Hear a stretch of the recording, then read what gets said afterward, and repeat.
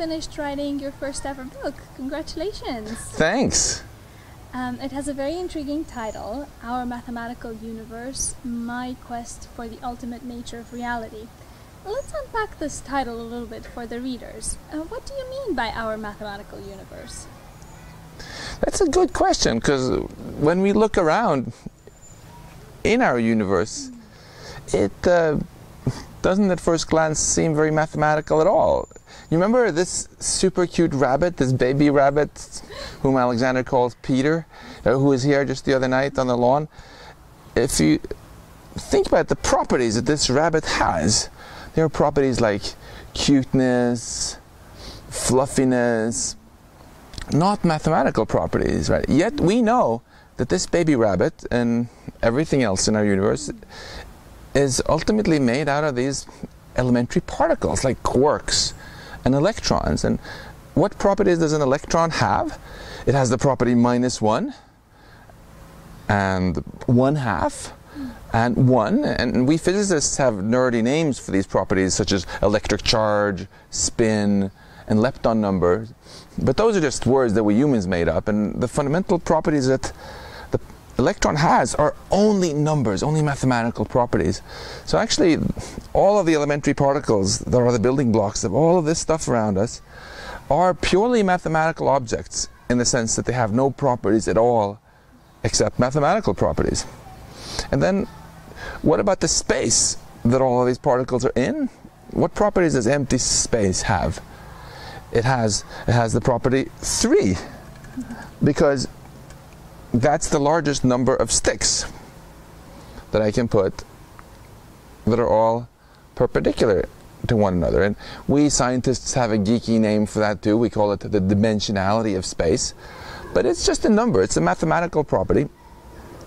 Einstein realized that space has other properties too, called curvature and topology, but they're also purely mathematical properties which mathematicians like to write papers about and we study in math class. So space itself is also a purely mathematical object or structure, in the sense that it has no properties at all besides mathematical properties. So if space is mathematical and everything in space is also mathematical, then it doesn't sound as crazy anymore, the idea that everything is mathematical, and that in fact our whole universe is a mathematical structure, that we are all living in a giant mathematical object. And this is one of the wildest and most radical ideas that I explore in this book. So how controversial would you say these ideas are? This basic idea that there's something mathematical about our universe is a very old one, going back to the Pythagoreans in ancient Greece. And 400 something years ago, Galileo Galilei famously wrote that nature is a book written in the language of math, because he was so impressed by these regularities that he had discovered, the equations which could describe how cannonballs fly through the air and how planets orbit around the sun. And after that, more and more and more of these mathematical equations started to turn up, which described reality even better. The planet Neptune, radio waves, the Higgs boson. With what instrument were these all discovered? With a pencil, with math. It's just amazing. Some guys were looking at the motion of the planet Uranus, and they said, hey, it isn't moving quite right according to Newton's equations, and they realized that you could explain this if you postulated a different planet. A letter was written to this astronomer saying, hey, point your telescope to such and such a place in the sky at such and such a time, and you're going to find a new planet there. He probably thought they were nuts. He looked, boom, there was Neptune. And then later on, James Clerk Maxwell in the 1800s worked out these beautiful equations that now bear his name, the Maxwell equations, and realized that if you build a certain kind of device, you should be able to send radio waves from one place to the other at the speed of light. Hertz built that, boom, it worked. And now we have our cell phones, and even this wireless mic here is using radio waves.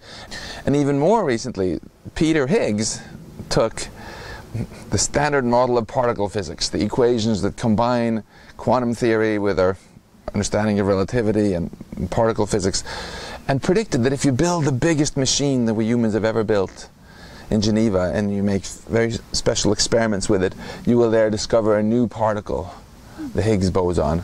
We built it, boom. So this shows the power of mathematics.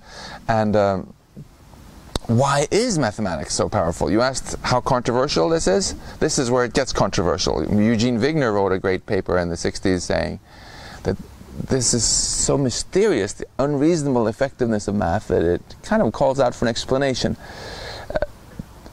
On one side of the controversy, I have a lot of colleagues who say, math is just something we humans have made up, it's something about the brain and our heads.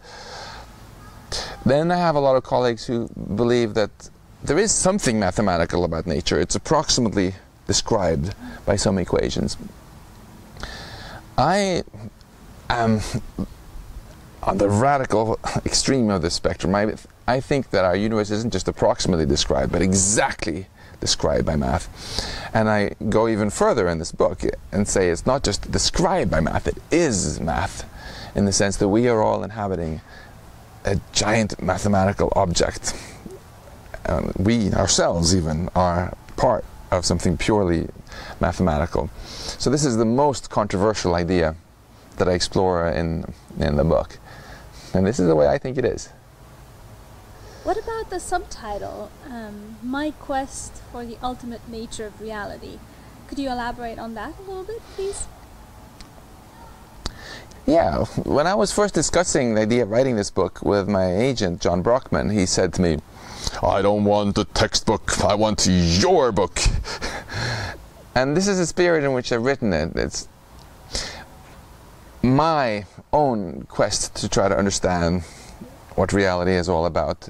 Even though the book is mainly about our universe, not about me, it's written through my first person perspective, through my eyes. I discovered when I was a little kid that I was just fascinated by big questions, by mysteries. I would lie awake late at night reading detective novels, and physics, on the other hand, seemed utterly boring to me. In high school, ironically, it was, of all my subjects, the one I found the dullest. Later, a friend of mine gave me a book, Surely You're Joking, Mr. Feynman, which wasn't about physics at all, even though it's written by this physicist. And I was just puzzled, because it was obvious between the lines in this book that he loves physics. And I'm like, what does he see in this dull subject? And it piqued my curiosity to the point that I grabbed the Feynman lectures on physics that my dad had on a shelf and started reading it. And wow, that was the closest I've ever come to religious experience. It was like I heard heavenly music, and a light bulb went off in my head, and I realized that physics is not just some boring bag of tricks for calculating stuff and building bridges that don't fall down. It's the ultimate detective mystery to try to understand what reality is really all about. And I feel so lucky to have gotten to spend so much of my life thinking about these big questions. And the real reason I'm writing this book is because I want to share that excitement with the reader. So I bring the reader along on this quest and share both the heartbreaks and the excitement and the drama in many of these discoveries that I've had the fortune to play a role in. And if you the reader decide to read this book, and it'll be not just my quest but our quest.